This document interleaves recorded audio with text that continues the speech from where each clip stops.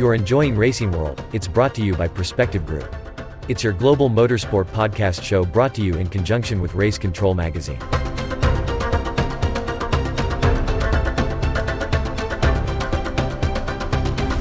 Welcome back to another edition of Racing World and another Kiwi on the show this week, Hunter McElrea. Now this guy has been all the way through the road to Indy, right up as far as Indy Lights. So if you want someone to follow in Indy Lights, this is the man, Hunter McElrea, Andretti Autosport. Hunter, thank you so much for giving up time to be on the show today. We've followed you for a long, long time.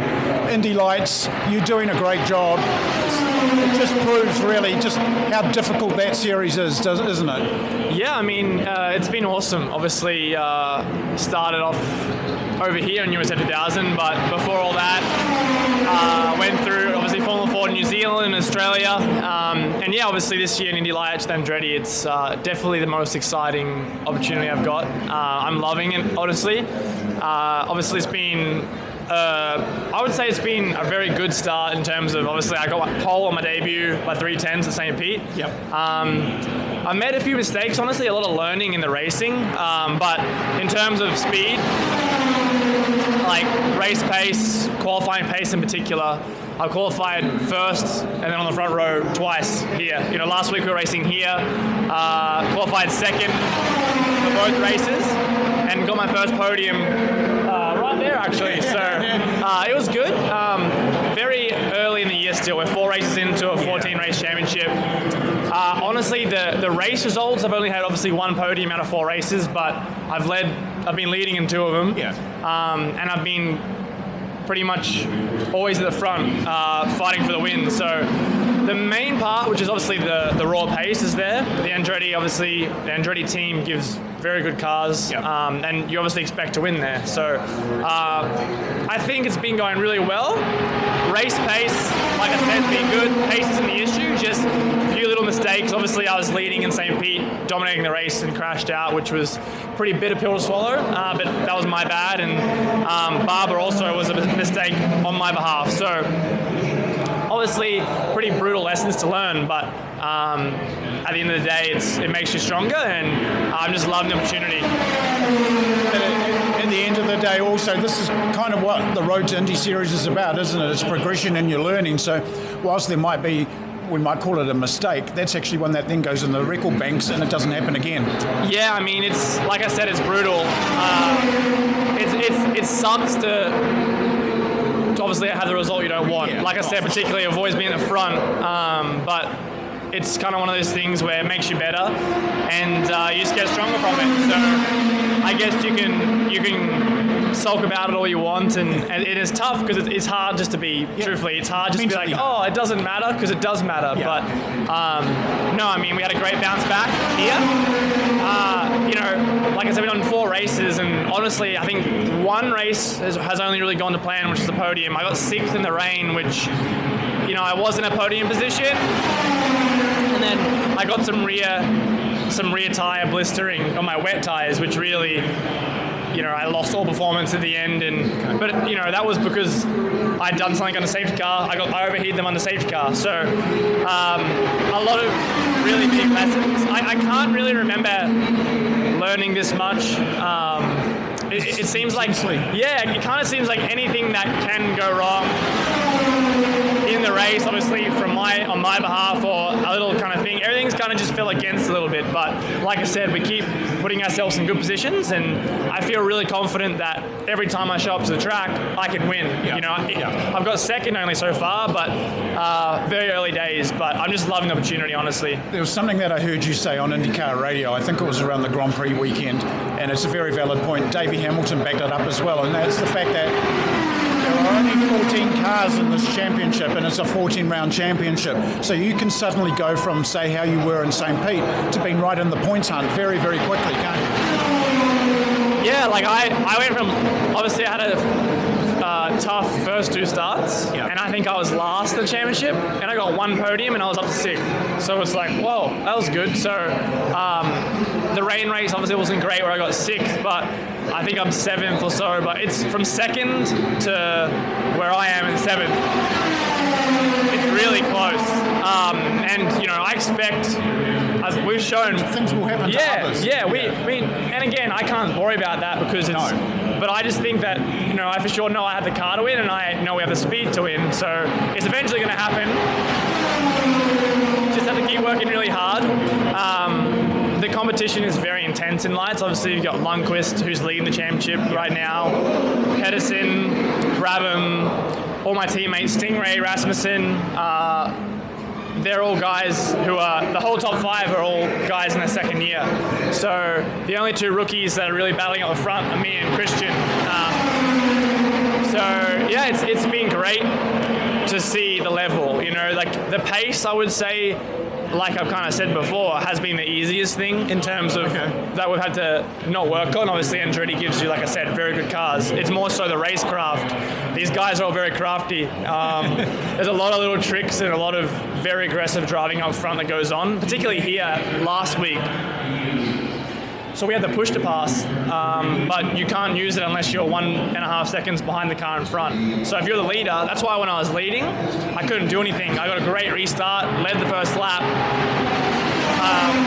and Frost just drove past me with a push to pass. So it really encourages a track like this. I would say here in Road America with the long straights, Hang in behind a little. it's really hard to break away unless you're the leader and the guys behind are racing. So until it settles down, then it settles down and it gets a little harder. But that's why I think there was such crazy close racing and aggressive racing. Like the first laps are like, you know, everyone's very aggressive because it's mainly where the money's made, you know. So I'm enjoying it a lot. I keep saying it, but you know, even though the start of the year hasn't been great in terms of the races, it's still been awesome, you know, to be able to, obviously, like I said, be on pole in my debut, you know, be dominating races, not necessarily winning them, obviously, because of the mistake, but just all the experiences I've had, driving for Andretti, racing in Indy Lights, just, you know, I'm on the pit wall this week. I'm in the engineering room with Grosjean, Rossi, Herder, all these guys that just soaking up as much info as I can, which is, it's just such an awesome thing. It's a dream come true, you know? So I'm just super excited for the rest of the year. You know, I can't thank all my supporters and sponsors enough back home, you know, my investors, you know, obviously my sponsors from New Zealand, Giltrap Group, Doric New Zealand, all these guys who have backed me from the start a long time ago to this level now. I'm just so excited for the rest of the year because I feel like we have a lot of opportunities. There's 10 races left and, you know, it's obviously very difficult to win all 10 of them, but I really feel like we can go win a lot of races, and that's obviously what's going to do you well in the championship. So I'm not thinking about the point side of it too much. I'm just thinking about going and doing my job and let the rest happen next because week. then it will take care of itself. And like you touched on before, we run the IndyCar style points now, so the gaps, the kind of point gap that you're used to seeing in Indy Pro and USF, like 40 points is a fair bit, but you know, 40 points in the IndyCar points and Indy Lights points, it's really, you know, you get a win, and a win from second is like 14, whereas in Road to Indy it's 6, so it's more than double the game, you know. So that was one thing I realized. I'm like, wow, winning is very important here. You know, consistency pays off. But, you know, my teammate Stingray, I think he's finished 4th, and then the third. And I've obviously been like DNF, second, 6th. But because I got second in that one race, got big points, he's only about 30-something ahead of me, you know? So if I win and he gets 4th, I'll be ahead of him or something like that, you know? So obviously, I would have loved to have traded my DNFs for 5ths, you know. They will come. But they'll come, and I guess the point is winning is very important, and they very heavily reward the winning side, maybe a little bit more over the consistency side before. But, like I said, I'm not focused on that. I'm just focused on learning and doing my job and having fun, and the rest takes care of itself. I spoke with Billy Fraser, another Kiwi who's kind of where you were a few years ago in USF, currently in his second year in USF, and you've been there in Indy Pro and now obviously Indy Lights. Just for people at home that are watching this, or anyone around the world that's watching this, how much of a step is it from, say, Indy Pro to an Indy Lights car? It's a lot. I would say mainly the speed of the car and the size. Being truthful, it's double the step or more that USF to Indy Pro was. It's huge. Like, they're a lot bigger, a lot more power, turbo. So you see, for me, for some reason, I feel like every time I've stepped up, I've liked it more. And for me, my second session, I was right there, and it was a very good surprise how much I adapted. But I think a little bit of that was maybe just the more power, more aero suited me a bit. But you see a lot of guys, they come up, maybe they're quite dominant in USF, and Indy Pro to USF really is not that different at all. They're the same tub, they share a lot of the same DNA, but the Indy Lights car is a completely different animal. So you see a lot of guys, it takes them a lot more than maybe you would from another step or previous steps to adapt and really find that last bit of speed. And you see that with a lot of guys. So when I stepped into the car, I was like, okay, I wonder how we're going to go. You know what I mean? I was believing it. I knew I was going to have the equipment, but it was like, how's this going to go? So that's just the car. Then you go, obviously, driving for Andretti. It's a little bit of added pressure as well because of the name? I wouldn't say added. I would say not added pressure in sense of more. That's just exciting and cool for me more than anything, and it gives you a lot of credibility. But you are expected to win when you're wearing this logo. So I give myself. I expect to win every time I'm on the track.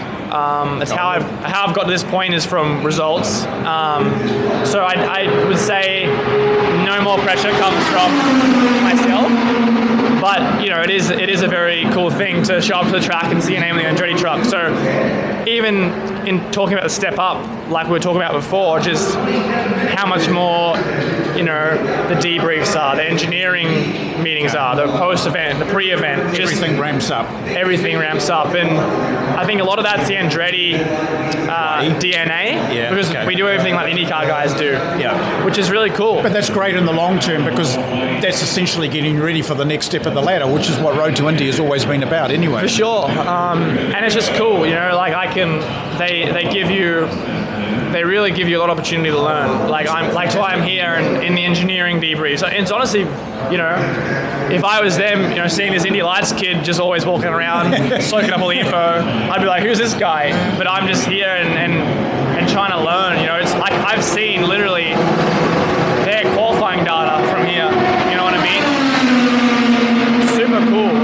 Don't know really what not many other guys even racing Indy Lights are probably looking at data like I am of literally straight off qualifying and just seeing the steering traces, all the little things that they do, and just trying to learn from the engineers. I was speaking to Marco's engineer, who's the head of he's a technical director at Andretti, and just trying to learn, because at the end of the day, this is my goal. I want to win this race. Yeah. So I'm going to learn as much as I can.